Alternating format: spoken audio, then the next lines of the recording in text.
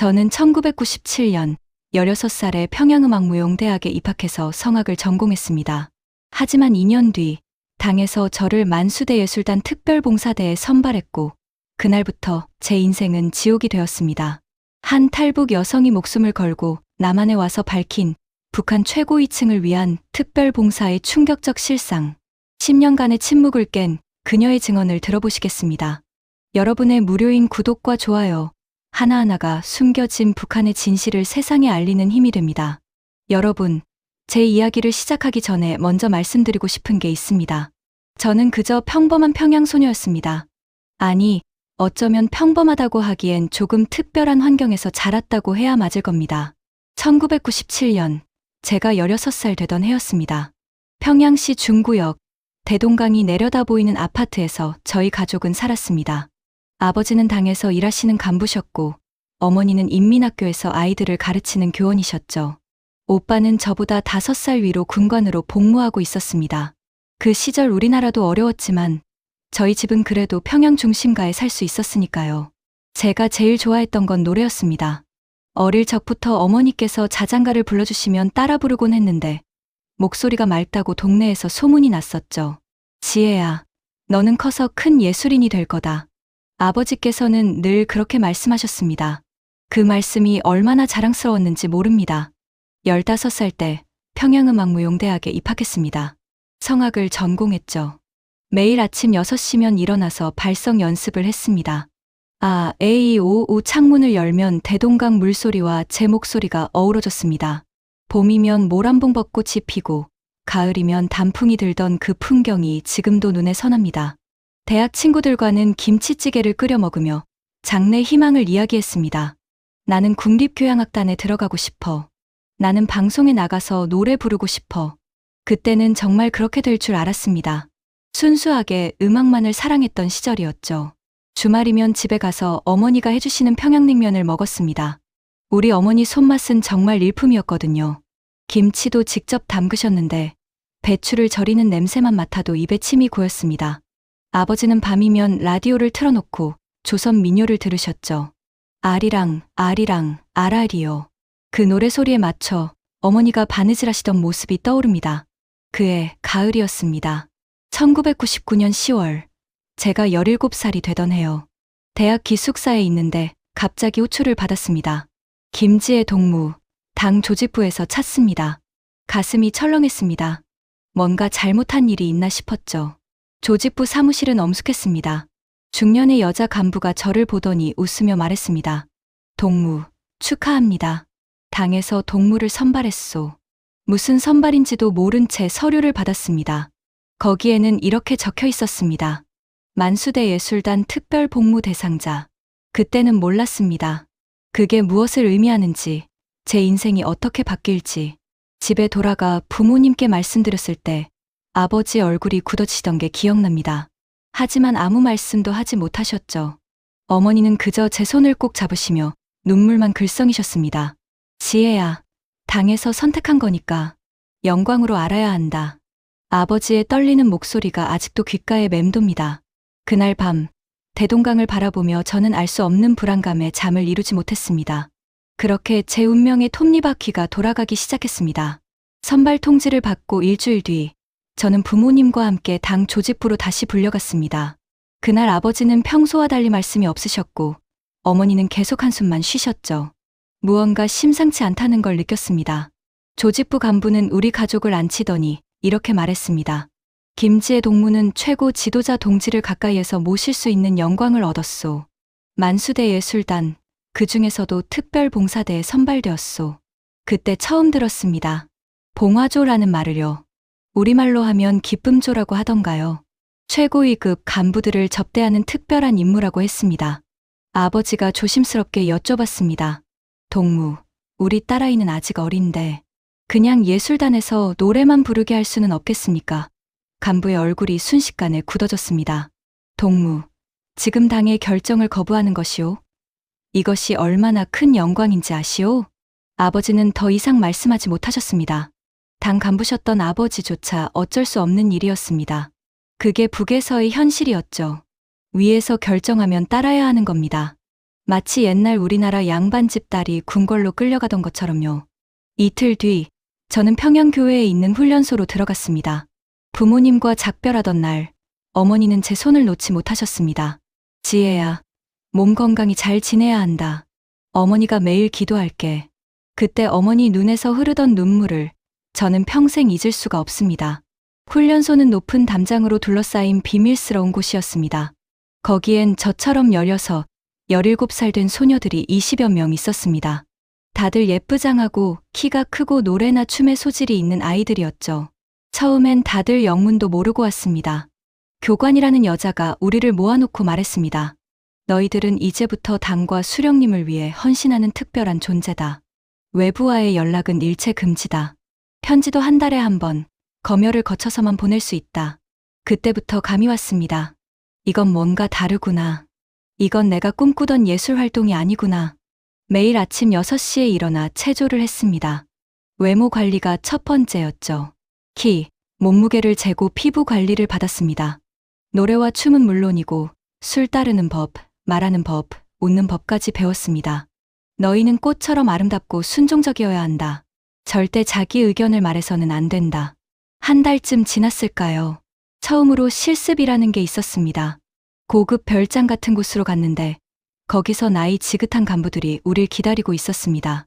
술상을 차리고 노래를 부르고 춤을 췄죠. 그런데 밤이 되자 분위기가 이상해졌습니다. 지혜야, 저 영감님 옆에 앉아서 술 따라 드려. 교관의 차가운 목소리가 들렸습니다. 그때 옆에 있던 선배 언니가 제 손을 꼭 잡았습니다. 눈빛으로 무언가를 전하려는 것 같았는데 그건 경고였습니다. 거부하면 안 돼. 너뿐만 아니라 내 가족도 위험해져. 그날 밤 기숙사로 돌아와서 처음으로 울었습니다. 이불을 뒤집어 쓰고 소리 없이 울었죠. 이게 내가 꿈꾸던 예술가의 삶인가?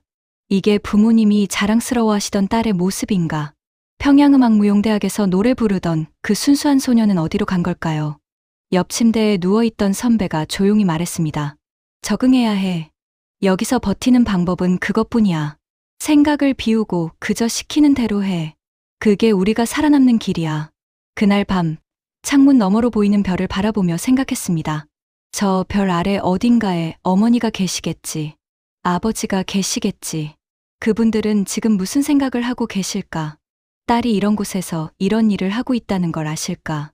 17살 소녀의 꿈은 그렇게 산산조각이 났습니다. 그렇게 시작된 생활은 10년 가까이 이어졌습니다. 2000년대 초반부터 2008년까지 제 인생에서 가장 긴 지옥 같은 시간이었죠.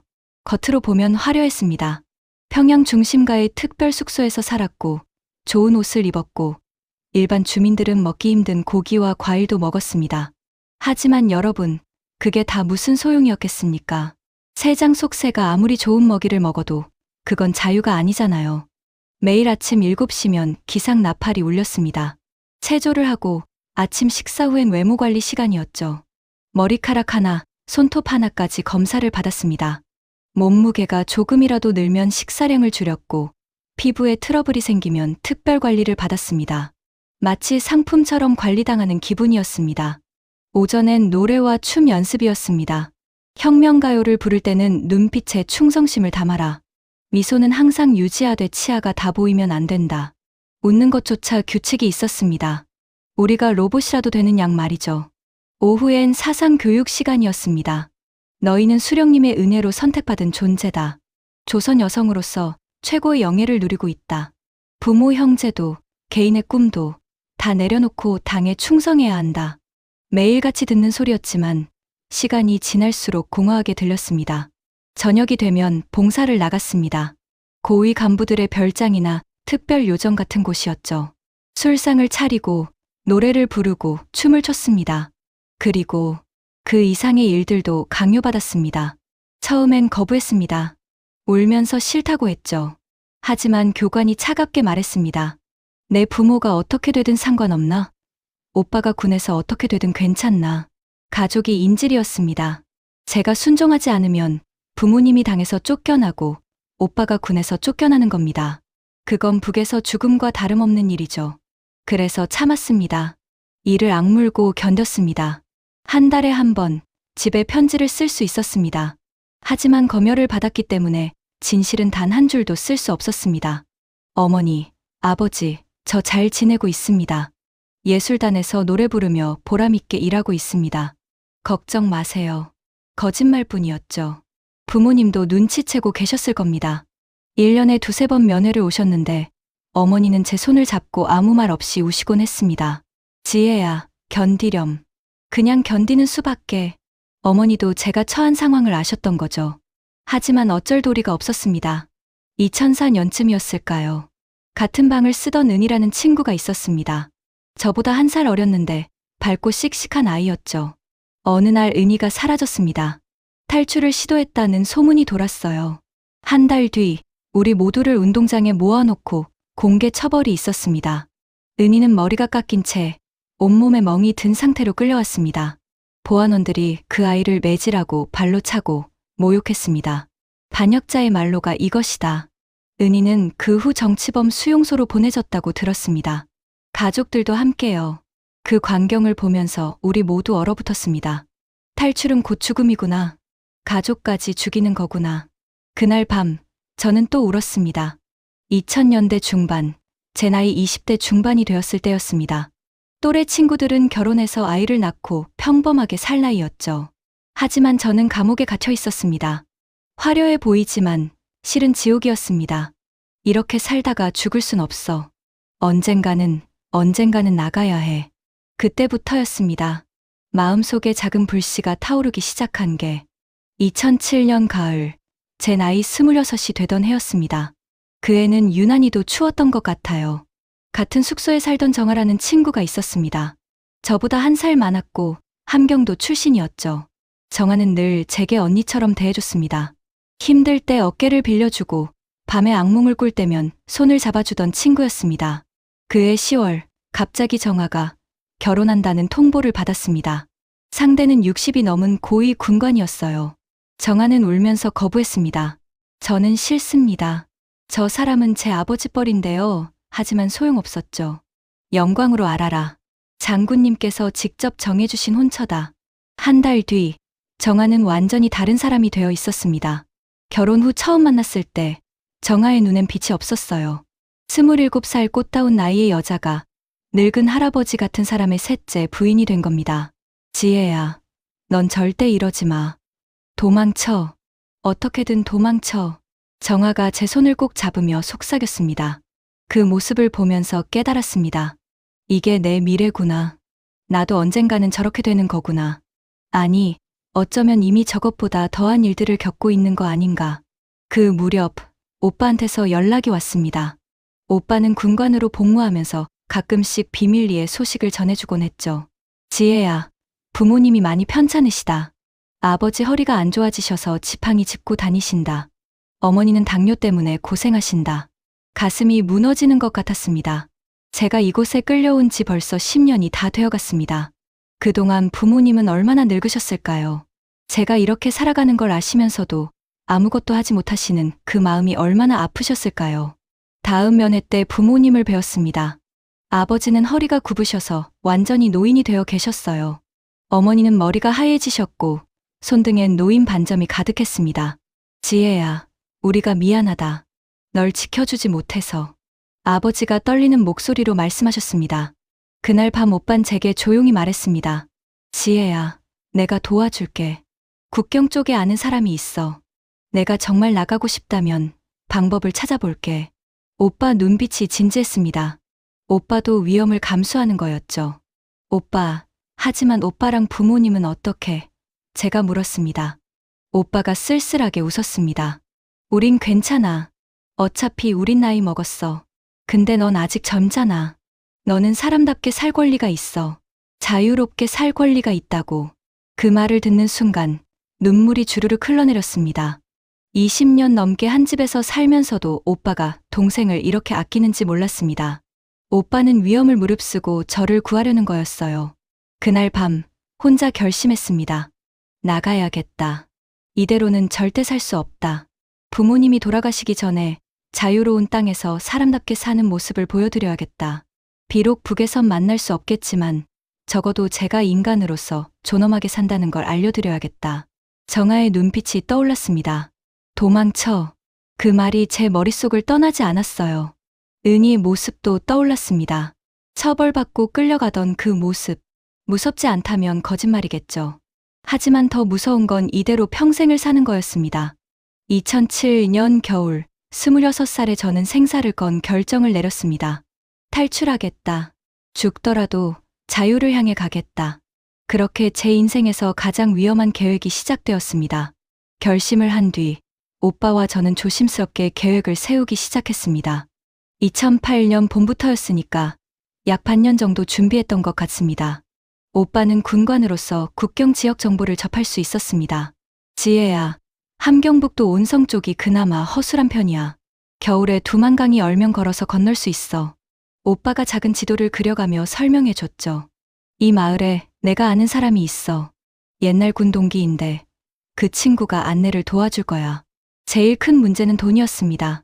브로커한테 주는 돈, 중국에서 숨어 지낼 돈, 한국까지 가는데 드는 돈. 다 합치면 중국 돈으로 3만 원안은 있어야 했어요. 우리 돈으로 치면 어마어마한 액수였죠. 다행히 기쁨조로 일하면서 간부들한테 받은 선물이나 돈이 좀 있었습니다. 비밀리에 모아둔 거였죠. 오빠도 군에서 모은 돈을 다 털어서 저한테 줬습니다. 오빠 이 돈은 어떻게? 제가 걱정하자 오빠는 웃으며 말했습니다. 내 동생 살리는 데 쓰는 건데 뭐가 아깝겠니? 여름 내내 준비했습니다. 탈출할 때 입을 옷, 신발, 중국 돈으로 환전한 것, 그리고 한국에 계신다는 선교사님들 연락처. 오빠가 여기저기서 수소문해서 구해준 정보들이었습니다. 그해 가을, 2008년 10월로 날짜를 잡았습니다. 날씨가 추워지기 전, 강이 얼기 전에 가야 했거든요. 완전히 얼면 건너기 쉽지만 그때는 국경 경비가 더 삼엄해진다고 했습니다. 출발 일주일 전 부모님을 마지막으로 뵈러 갔습니다. 하지만 집에 들어갈 순 없었어요. 만약 제가 탈출하면 부모님도 조사를 받으실 텐데 그때 딸이 다녀갔다는 게 확인되면 부모님이 공범으로 몰릴 수 있었거든요. 그래서 멀리서만 봤습니다. 저희 집이 보이는 언덕에 서서 집 앞마당을 바라봤죠. 어머니가 김장 준비를 하고 계셨어요. 배추를 다듬으시는 어머니의 구부정한 뒷모습, 그 모습을 보는데 눈물이 멈추질 않았습니다. 어머니, 저 갑니다. 사람답게 살기 위해 떠납니다. 용서해 주세요. 마음속으로만 인사를 드렸습니다. 차마 직접 말씀드릴 순 없었어요.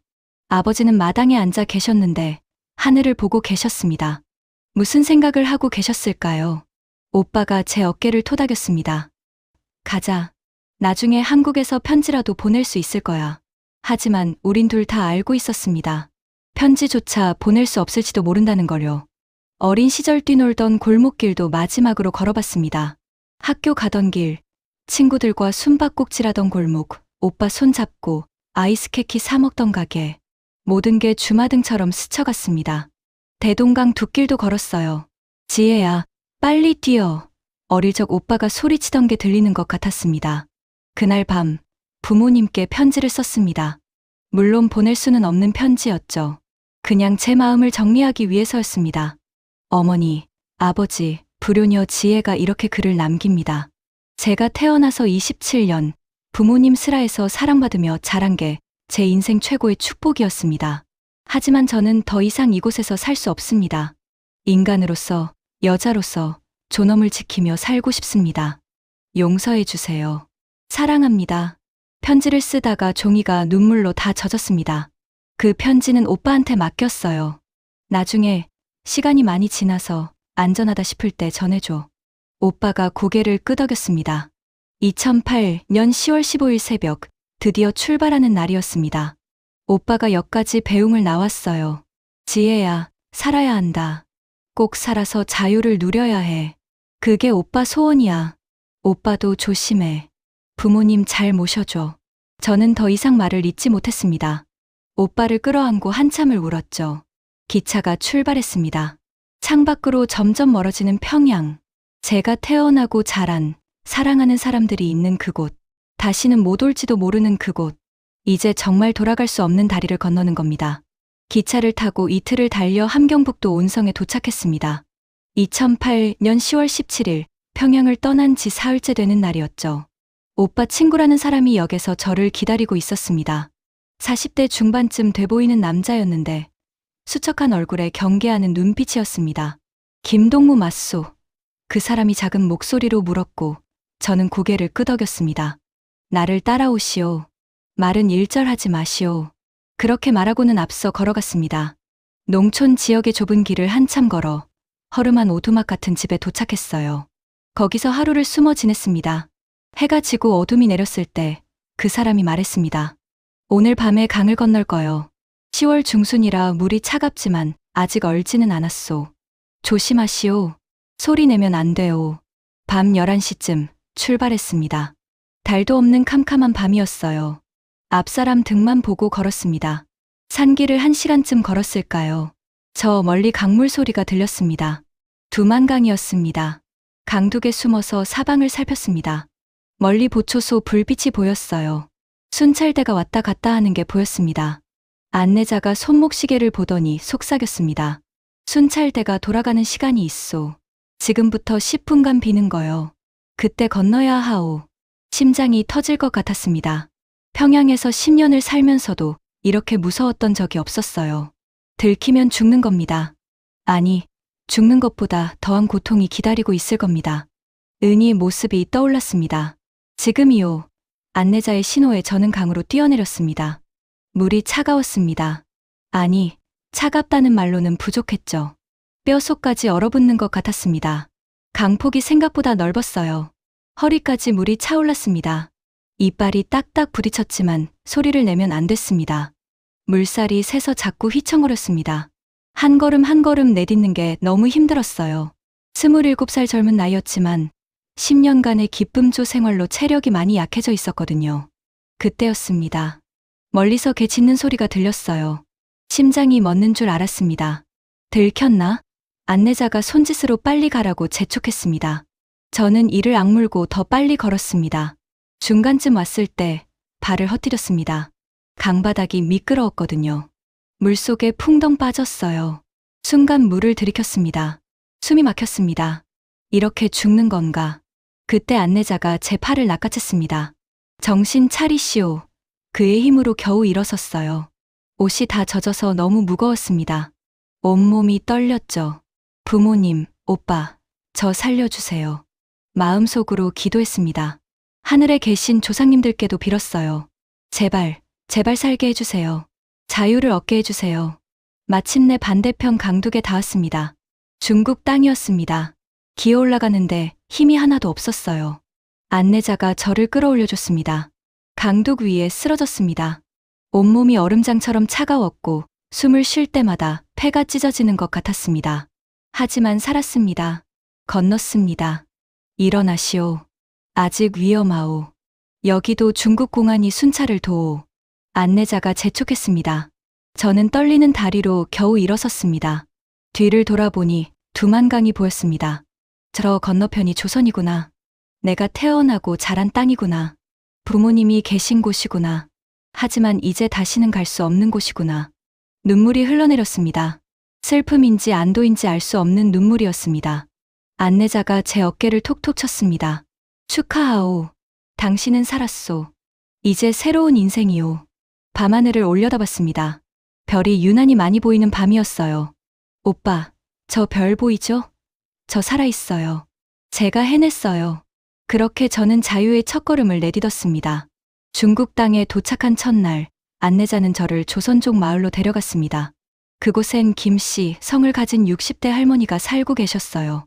아이고, 이 추운 날 강을 건넜구먼. 어서 들어와. 옷부터 갈아입어. 할머니는 따뜻한 물로 목욕을 시켜주시고 말린 옷을 주셨습니다. 우리가 비록 중국에 살지만 같은 조선 핏줄 아니겠니?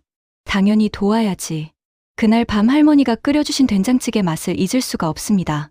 10년 만에 먹어보는 제대로 된 우리 음식이었어요. 숟가락을 들다가 그만 눈물이 났습니다. 할머니, 감사합니다. 제가 이 은혜를 어떻게 갚아야 할지. 할머니는 제 손을 꼭 잡으며 말씀하셨죠. 살기만 해라. 사람답게 사는 게 보답이야. 하지만 그곳에 오래 있을 순 없었습니다. 중국 공안의 단속이 심했거든요. 탈북자를 숨겨주다 걸리면 그 집도 큰일 나는 겁니다. 사흘 후 저는 도시로 옮겨야 했습니다. 연변 지역의 한 작은 도시에서 식당 일을 구했습니다. 조선족이 운영하는 식당이었는데 사장님이 제 사정을 알고도 써주셨어요. 신분증은 없지. 괜찮아. 일만 성실히 해. 근데 절대 밖에 나다니지 마. 공안한테 걸리면 끝이야. 아침 6시부터 밤 11시까지 일했습니다. 설거지를 하고 청소를 하고 홀서빙도 했죠. 중국말을 제대로 못해서 손님들한테 욕도 많이 먹었습니다. 야, 너 말귀를 못 알아먹네. 하지만 참았어요. 여긴 제가 숨어 사는 곳이니까요. 월급은 한 달에 1,000위안, 우리 돈으로 치면 15만 원 정도였습니다. 거기서 반값 내고 밥 먹고 나면 남는 게 별로 없었죠. 하지만 저축했습니다. 한국 가는데 필요한 돈을 모아야 했거든요. 제일 무서웠던 건 공안 단속이었습니다.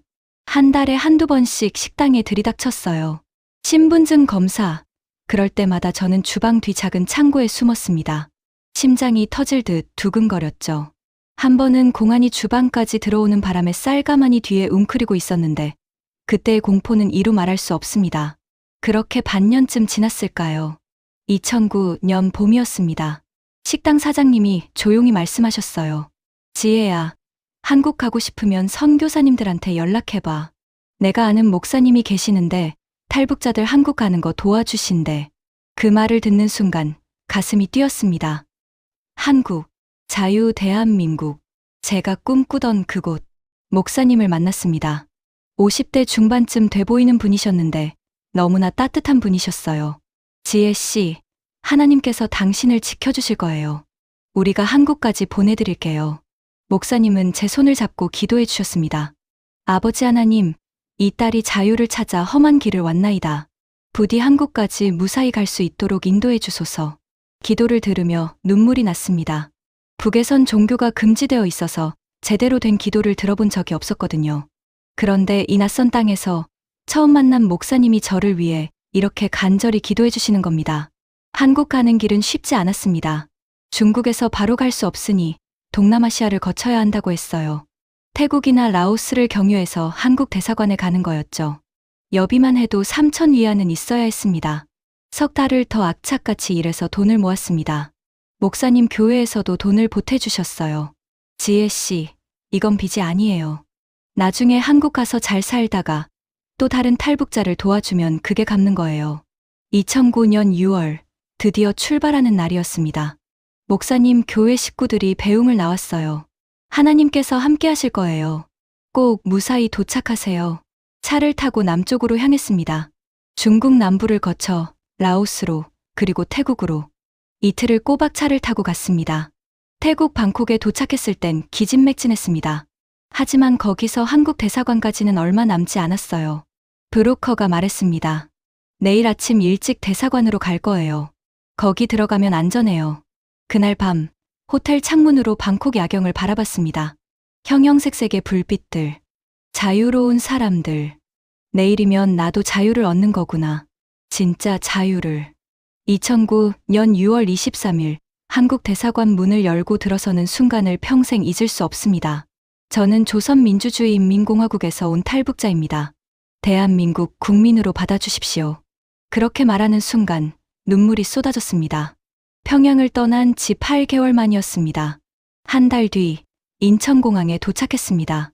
비행기에서 내려 한국 땅을 밟는 순간 다리에 힘이 풀렸어요. 드디어 왔구나. 내가 정말 자유 대한민국에 왔구나. 공항 밖으로 나오니 낮인데도 환했습니다.